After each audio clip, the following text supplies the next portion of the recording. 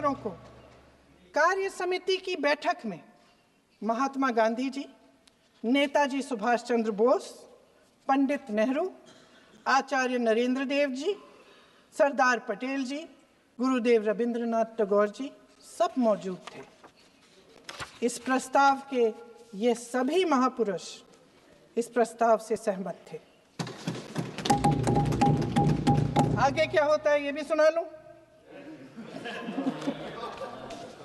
भारत की आजादी के बाद जब इसी गीत के इन्हीं दो अंतरों को 1950 में डॉक्टर राजेंद्र प्रसाद जी ने संविधान समिति में भारत का राष्ट्रगीत घोषित किया, तब लगभग यही महापुरुष मौजूद थे। इनके साथ साथ BR अम्बेडकर जी भी सभा में थे और इनके साथ साथ मेरे सत्ता पक्ष के साथियों के नेता श्री श्यामा प्रसाद मुखर्जी भी मौजूद थे। वही दो अंतरे राष्ट्रगीत घोषित किए, किसी ने कोई आपत्ति जारी नहीं की, कोई आपत्ति नहीं जताई। वैसे इन तथ्यों के साथ जुड़ा एक और तथ्य भी है जो मैं यहाँ पे आपके सामने रखना चाहती हूँ। आज हम अपने राष्ट्रगीत पर बहस कर रहे हैं, लेकिन हमारा राष्ट्रगान भी एक कविता का एक अंश ही है, एक लंबी कविता का एक अंश है। और इन दोनों राष्ट्रगीत और राष्ट्रगान के अंश को चुनने में सबसे बड़ी भूमिका गुरुदेव रविंद्रनाथ टैगोर की थी। वंदे मातरम के इस स्वरूप पर सवाल उठाना, जिसे संविधान सभा ने स्वीकार किया, न सिर्फ उन महापुरुषों का अपमान करना है जिन्होंने अपने महान विवेक से ये निर्णय लिया, मगर एक संविधान विरोधी मंशा को भी उजागर करता है। क्या सत्ता पक्ष के हमारे साथी इतने अहंकारी हो गए हैं कि अपने आप को महात्मा गांधी जी से, रविंद्रनाथ टैगोर जी से, राजेंद्र प्रसाद जी से, बाबा साहब अम्बेडकर जी से, मौलाना आजाद जी से, सरदार पटेल जी से, सुभाष चंद्र बोस जी से बड़ा समझने लग गए हैं? मोदी जी का अपने भाषण में ये कहना कि राष्ट्रगीत को एक विभाजनकारी सोच द्वारा काटा गया, उन सब महापुरुषों का अपमान है जिन्होंने अपना पूरा जीवन इस देश की आजादी की लड़ाई में झोंक दिया। वंदे मातरम को विभाजित करने का आरोप लगाकर आप पूरी संविधान सभा पर आरोप लगा रहे हैं, उसके हर एक नेता को दोषी ठहरा रहे हैं। यह हमारी संविधान सभा और हमारे संविधान का खुला वार है। और जहां तक जवाहरलाल नेहरू जी की बात है, जितनी देर हमारे प्रधानमंत्री देश के प्रधानमंत्री रहे हैं, 12 साल हो गए हैं, लगभग उतने ही सालों के लिए जवाहरलाल नेहरू जी जेल में रहे। किस लिए? इस देश की आज़ादी के लिए।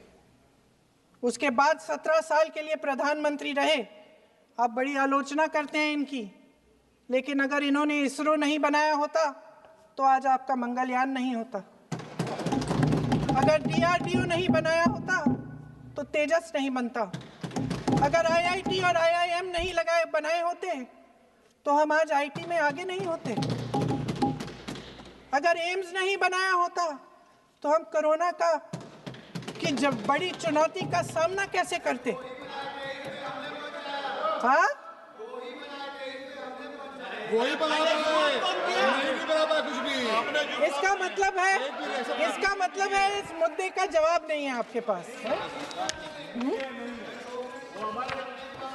अगर इन्होंने BHEL, गेल, सेल, भाखड़ा नंगल ये सब नहीं बनाया होता जो आप सब बेच रहे हैं, तो ये विकसित भारत कैसे बनता? और मत कहिए बाकी। पंडित जवाहरलाल नेहरू इस देश के लिए जिए। सुन लीजिए, चलो यार, बाकी भी बेच देंगे। पंडित जवाहरलाल नेहरू इस देश के लिए जिए और देश की सेवा करते करते उन्होंने दम तोड़ा। फिर भी सुन लीजिए, मेरी एक सलाह ले लीजिए।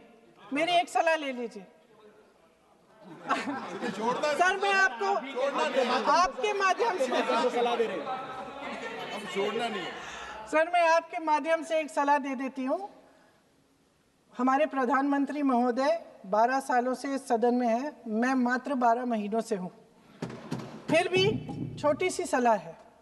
उन्होंने अभी हाल ही में चुनाव था, कुछ महीनों पहले उन्होंने एक सूची निकाली थी कि विपक्षी दलों ने और विपक्ष के नेताओं ने कितने अपमान किए हैं इनके, और उसमें शायद 90-99 ऐसे उन्होंने अपमानों की सूची बनाई थी।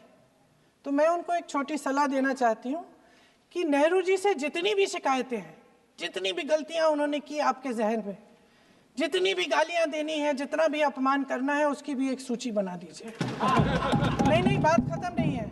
999 अपमान, 9,999 अपमान, सूची बना दीजिए और फिर हम एक समय निर्धारित करते हैं। जैसे हमने 10 घंटे आज वंदे मातरम पर हमने बहस किया है ना, उस तरह से हम अध्यक्ष महोदय जी से पूछेंगे, एक समय निर्धारित करेंगे, 10 घंटे, 20 घंटे, 40 घंटे, जितने घंटों में आपकी ये शिकायत पूरी हो जाए, माननीय सदस्य आप शांत हो जाए और हम बहस कर लेंगे। लेकिन इस सदन का कीमती समय, जिसके लिए हमें यहाँ पे जनता ने भेजा है, जैसे हमें जनता की समस्याओं को हल करने के लिए चर्चा करनी चाहिए, इस्तेमाल करना चाहिए, उसको एसी के लिए इस्तेमाल करिए। उसके बाद जैसे अंग्रेजी में कहते हैं ना, जैसे अंग्रेजी में कहते हैं कि once and for all let's close the chapter, close कर लीजिए। देश सुन लेगा क्या क्या शिकायतें हैं, किसने क्या किया, इंदिरा जी ने क्या किया, राजीव जी ने क्या किया, परिवारवाद क्या होता है, नेहरू जी ने कौन सी गलतियां की, सुना लीजिए, फिर खत्म। उसके बाद बेरोजगारी, महंगाई, महिलाओं की समस्याएं, जो पीएमओ में हो रहा है उसकी बातें, उसकी चर्चा, जो बैटिंग ऐप के बारे में हो रहा है पीएमओ के अंदर, आप माननीय सदस्य प्लीज, जो एप्स्टीन फाइलों में बोले आपके मंत्री महोदय के नाम निकल आए हैं, माननीय उसकी चर्चा करेंगे। आप वंदे मातरम में बोले, आप इधर उधर डाइवर्ट मत हो।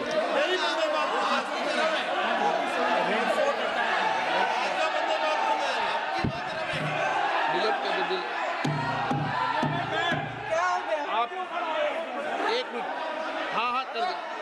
क्या हो गया? अंत में चिड़ी गए।